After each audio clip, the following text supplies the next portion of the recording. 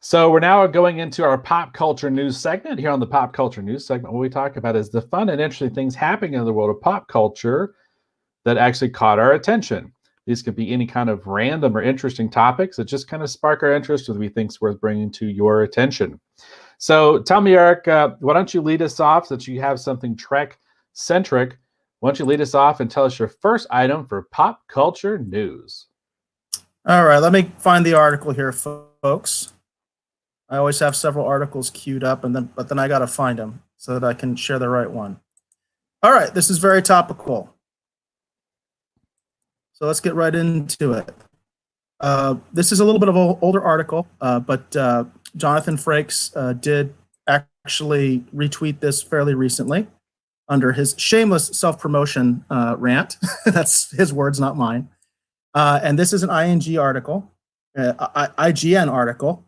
I apologize, on Star Trek Picard. It says, Riker almost didn't return for Picard, and more from Jonathan Frakes. It says, the director, on reuniting with Patrick Stewart, introducing 7 of 9, and getting back into character as Will Riker after a decade away from acting. And this was updated, it says, on February 24th. I believe the original post, it looks like, was on the 21st of February. So, says Jonathan Frakes got his start as a director on Star Trek 30 years ago with the Next Generation episode, The Offspring, which, funnily enough, is funnily a word? Anyway, funnily enough, was about a daughter of Data's, just like Star Trek Picard seems to be. In the years since, the man also known as Riker became not just a clutch helmer on the various Trek shows of the Rick Berman era. Oh, I miss Rick Berman. Man, I miss Rick Berman. It's not in the article, that was me. But also a feature director who made the best TNG Star Trek movie, First Contact Man, and I do think that is the best TNG movie. Before I'm going to not pronounce it right, seguing into a long career behind the camera. Segueing into a long career behind the camera on shows like The Librarians, Castle, Leverage, The Orville, and many more. I do appreciate the fact that Jonathan Frakes directed several episodes of The Orville. Now, there's some interesting things that Frakes says in this article. He does talk a little bit, I think, about what I mentioned about from the Ready Room, where he talked about how he actually ended up being on the show because he was already going to be involved as a director. He knew that kind of quickly in the process, but he wasn't actually told he was going to appear on the show as Riker until he actually was on set, which again I think shows that they kind of threw that together, that whole little arc there. And he talks about how he was very reluctant to come back in a way because he doesn't act a lot anymore.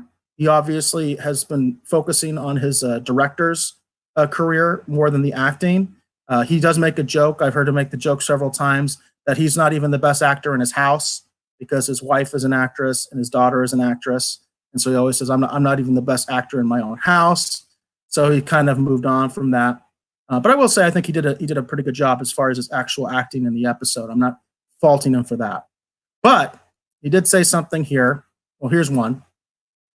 This is something that's a point of pride for him. And I question this, okay? So it says, introducing the damaged 7 of 9. It says, while Frakes directed 3 episodes of Star Trek Voyager back in the day, they were all before Jerry Ryan joined the show as the former Borg 7 of 9.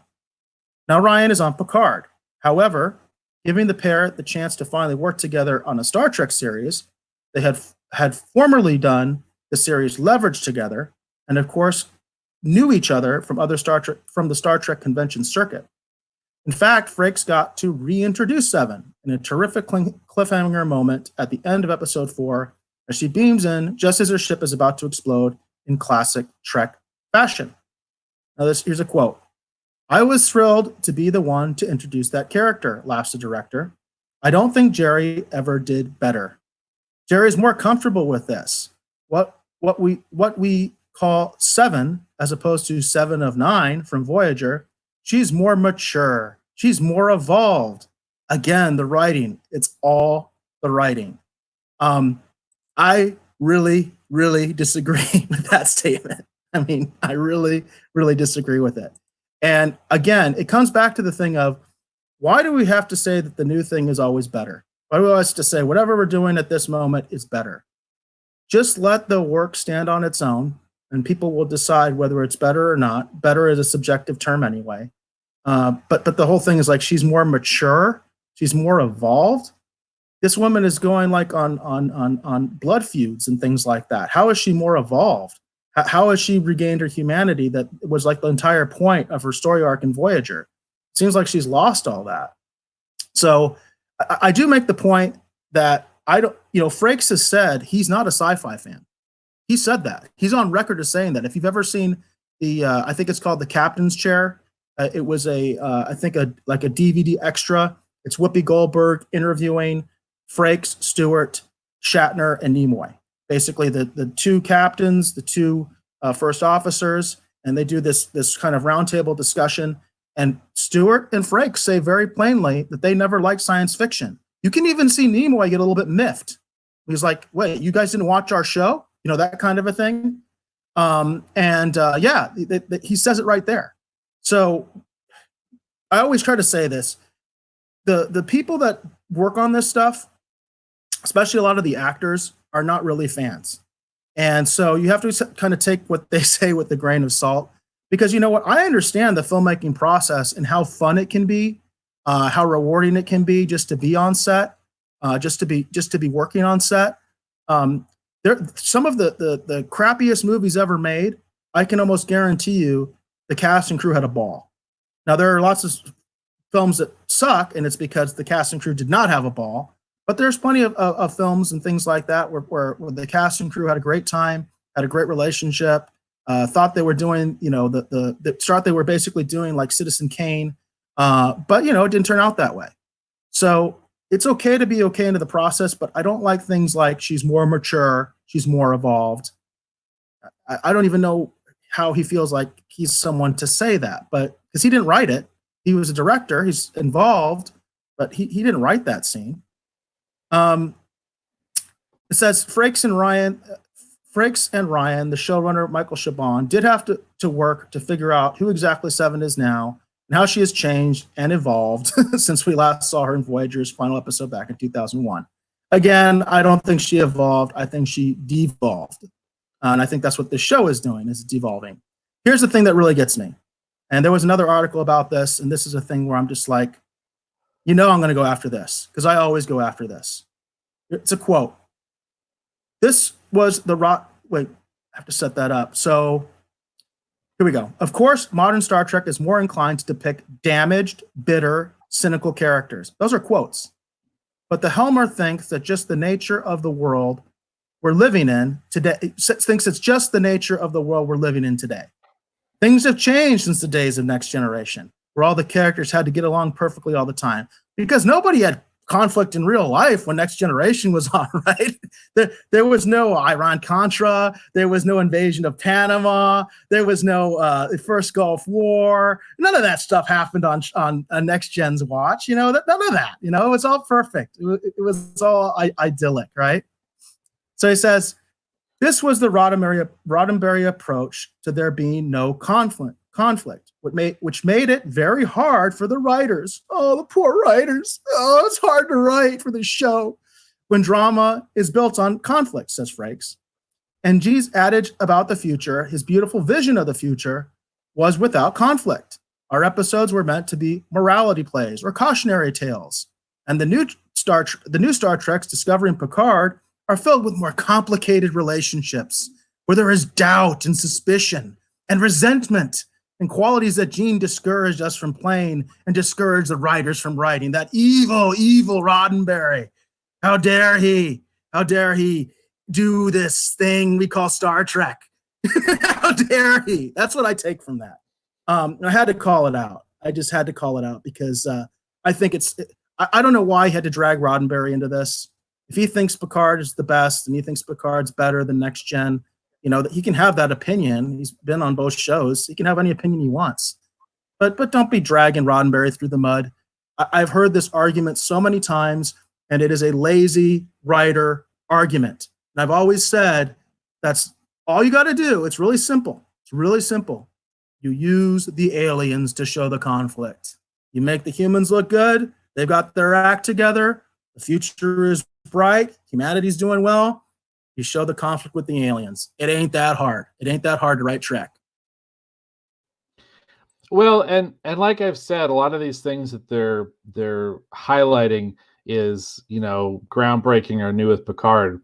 They've done all these things before. I don't understand where this idea that they're breaking all this amazing new ground. I mean, conflict has been shown in every iteration of Star Trek. I mean, for example, even though they live in a more idealistic future, obviously, than Picard or Discovery, for that matter, if you look at original series, Kirk and Spock and McCoy didn't always get along. I mean, eventually it was kind of portrayed and came across as just sort of being like them kind of having little jabs at each other. But initially, I think that was just conflict between those two characters. They were just different from each other, and sometimes I will say, had a though, hard time relating. I will say though, the thing about Spock and McCoy was that you still knew there was love there. You still knew that these were basically like the way you fight with your brother. That's exactly the way that those guys were. They could be so biting to each other. They could talk to each other like that because they really were friends and they really did respect each other and love each other. And the Kirk, Spock, McCoy dynamic is what made that show. It's what made that show. I love Scotty. I love Sulu. I love Uhura. I love Chekhov. I love all the characters. But that dynamic, that relationship between the three of them is what made the show. It's what makes it entertaining. It makes it fun. And even though McCoy and Spock are constantly belittling each other, it's like they're two brothers just fighting. Kirk's the dad. He's the one it's kind of like they're supposed to be like his conscious. One's like the more obviously the more pragmatic, rational, less emotional. The other one is very emotional. And they work because Kirk is able to be a filter between the two and make decisions based on the advice of both of them. And they're very different people. They're very different people with completely different approaches to how they do everything, but they work together. They work together to solve common problems. And they are friends. Even though they fight like cats and dogs, they are friends. So I don't know. I mean, and the other thing is, when we talk about sort of in canon and world explanations, the fact of the matter is TOS took place before Next Gen. And that was one thing that Roddenberry was trying to say with Next Gen as well. Next Gen, it's been like 70, 80 years. People are more evolved now. You know what I mean? They're getting better. So they're going to be better people, you know what I mean, with less conflict than we had in the original series. That was part of the deal. That's what a lot of people say they love about TNG. That's why they like TNG better than the original series. So it's just weird to me when I see, because there's so many fans that seem to be okay with Picard or even like Picard. And it's like, well, what did you really like about TNG then? That's where I feel like there's a disconnect and I don't understand it. I'm just going to say, I don't think Frakes is a fan. I don't think he's ever been a fan. You know what I mean? So he likes to work and I don't fault him for that. I am never going to fault the man for wanting work. You know what I mean? And also I'm not going to fault him for saying, hey, I did good work. I did good work. The only thing I'll fault him for is when he starts to say that, well, this is better than that. You know what I mean? Or he starts to say like the other guy was always like, hamstringing me, that kind of a thing. That's what I get. That's what I get through this kind of vibe, these kind of comments. I just don't think they're really necessary. And I don't think they add anything. They just create controversy and division among the fandom. And I'm sure even among some of the cast and crew. I'm sure there's some of the cast and crew that don't necessarily like going down this path. Because I don't hear Next Gen cast members talk disparagingly about Roddenberry. I don't hear them say bad stuff about him. So I don't know. Well, like I said, I don't see what Picard is doing in terms of the drama and everything is that terribly different from things that we've seen in Trek before.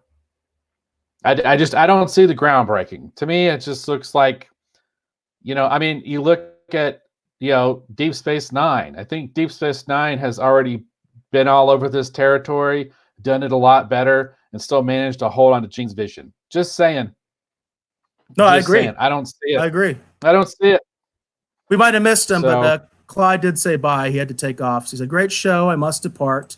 And he did say, "Live long and prosper." And Clyde, if we missed you, we're sorry, but just don't want to put your comment there, and absolutely live long and prosper. Yeah, for sure. Well, I like a lot of things that Frakes has done as a director. Obviously, I'm a fan of his work as Riker. One of the interesting things I like to point out is that at one point he was actually getting paid to dress as Captain America and do appearance stuff back in the day. There's He talks actually a about picture that. of, yeah. So He talked about that at Star Trek Vegas. He talked about that.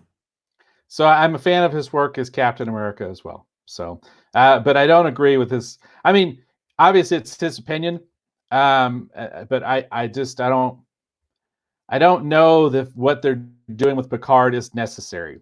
I don't know if we have to reflect the turmoil of the world in order to engage. But I think that's disingenuous too, by the way. I want to call that out because I gave you concrete examples. Iran-Contra, the invasion of Panama, you know what I mean? The first Gulf War. And there are plenty more. There's plenty more of controversial political stuff that was going on at the time TNG was going on, and they never went there. Never went there. Well, and I thought we were going to have a really interesting discussion on this show, and we were going to examine the concept of AI and humanity. There was a paper that was authored many years ago. I was using as the underpinning for this project I wanted to do called Atlas, the Living Robot, that I ended up shelving for a million different reasons. But anyhow, there was this research paper, and what they talked about is eventually with technology, okay, that eventually we might be able to take our consciousness and essentially put it into an android body. And it would extend people's lives almost infinitum. And that eventually there may be this whole other civilization or group of people that's basically birthed. Maybe the next evolutionary step is to take human consciousness and merge it with machine. So it's not like AI is going to become aware and kill us. We're just going to evolve with AI and become something else. Not necessarily like the Borg, but just become something else, move beyond, And so I thought that with Picard, with some of the things they were setting up, I thought we were going to have an interesting discussion, about what that means maybe for us as, people, right? Like as we become more and more merged with technology. But apparently that's not what they want to do. They want to I don't know what they're trying to do. I think it's pretty obvious what they're trying to do. They're trying to get away from Gene's vision. And that's in the article. They don't want to do what Gene said. They don't like it. It's too hard. It's too hard to write with those kind of constraints. It's you probably relate to this, being in the comic book industry and working for DC. I get sick of writers that tell me Superman is so hard to write. He's so hard to write. You know what I mean? I'm like, what? And the issue usually is because they say he's too powerful, so it's really hard to make interesting stories for him. And then they do stuff like Man of Steel where they start to go down the dark path, and I didn't like that because I think Superman represents hope. You know what I mean? That's the main thing Superman is he's hope. He's good. He saves people. He saves people. You know what I mean? He doesn't just destroy cities in a big fight and with millions of people dying. So Batman hates him and wants to kill him. Okay? That's not my Superman. That's not my Superman, But they always say that. I used to hear that at Comic-Con all the time because I would go and talk to people. There was a time where I used to be invited to the Animation Writers Caucus of the Writers Guild, their party. Every year I used to go to that. So I'd be around a lot of these people. Boy, some of them are just like, I'm like, how are you working? You know what I mean? Like, how are you working? Your vision is like this small. You know what I mean? It's like, I don't know what to tell you. I don't know.